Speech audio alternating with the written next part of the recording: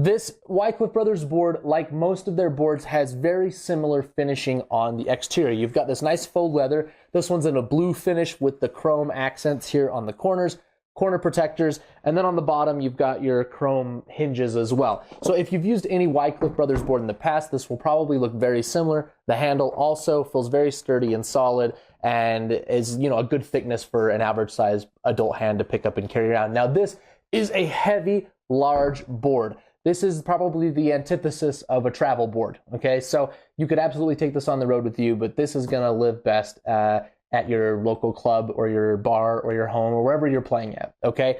Let's just get those measurements done right out the gate. So lengthwise, we're coming in at 24 inches, which I believe is the same as my Prestige board with the nickel checkers, okay? The width though, however, is gonna be 16 when closed, so when open 32, plus the handle and the latches, okay? And then depth-wise, I don't measure this one as much, but we're coming at just over 3 inches tall, okay? Sorry to my UK viewers, I only know imperial, or at least my tape measure doesn't have metric on it.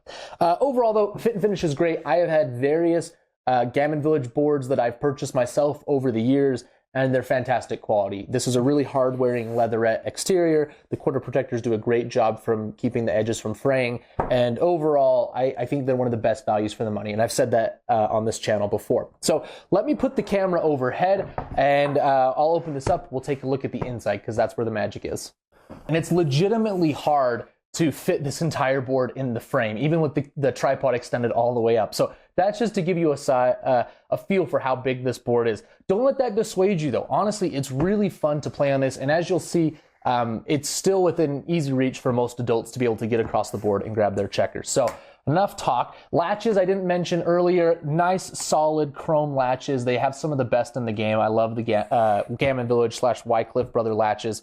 And these are going to keep it nice and secure and closed, which is important for a board of this size. But here's what it looks like on the inside. This is just a very loud, bright color scheme. That blue background here on the main playfield just looks absolutely fantastic. And then you've got a lot of high contrast with the points right here. This is going to be a great board for anyone that struggles, if they're colorblind like me, or they have any issues differentiating different shades. No, not going to be an issue with this board. This is V-Fiber. That's their proprietary fiber they use for everything. It's similar to like microfiber. Feels really nice, like a very short-haired suede almost. And checkers really just like glide across this. Like, it's awesome. It's not as like slick as the Chrysaloid boards, but it's probably a close second behind those two. So the finish is really nice. The printing is extremely sharp, and everything lines up on the edges of the playfield really nicely.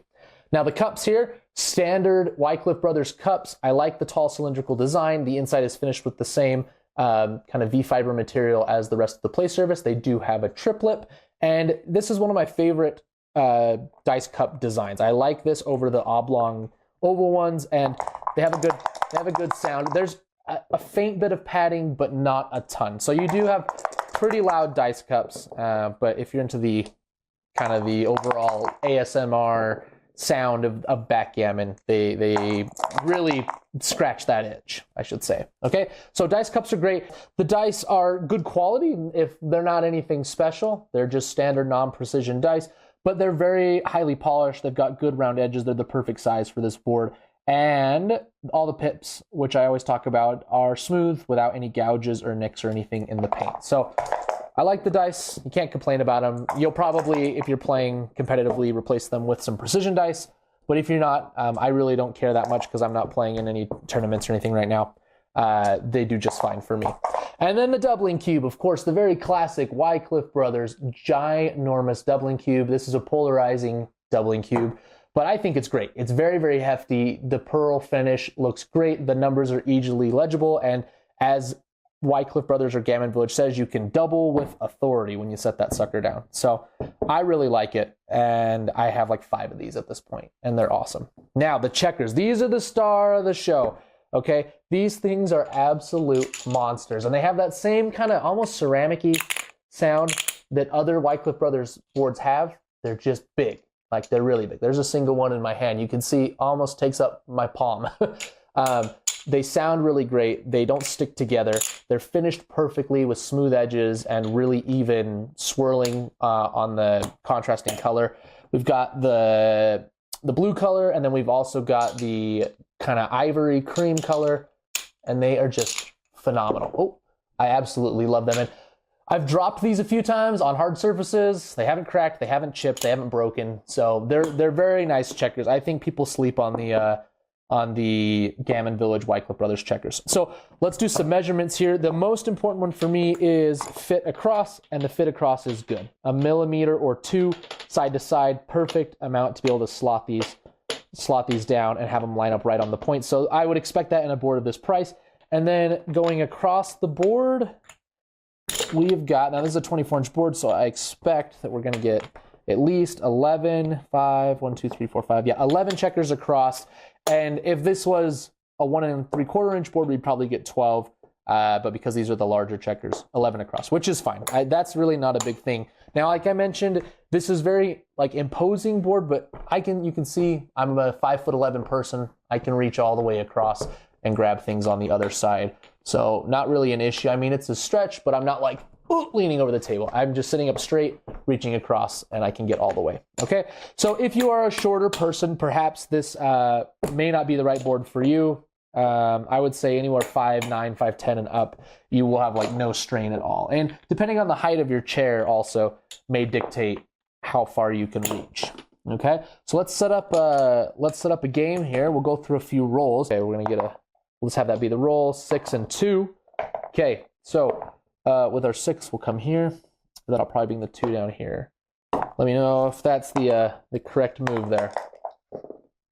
Got our ivory and cream here, so I'm gonna go with, I'm gonna probably come down with the 5. Or do we hit now that we're unprotected? So I'm between this and this, or instead of that 5, do that. I feel like if we can get blue on their heels early, that's beneficial. I'm not sure. I mean, it's the start of the game. Yeah, that paid off. So we'll come in on, I'll probably come in on 4 and then cover this 2. Yeah, is that right? Yeah, the experience of this board is great. The sound of the dice hitting this, there's a little bit of padding under this, and it feels really nice.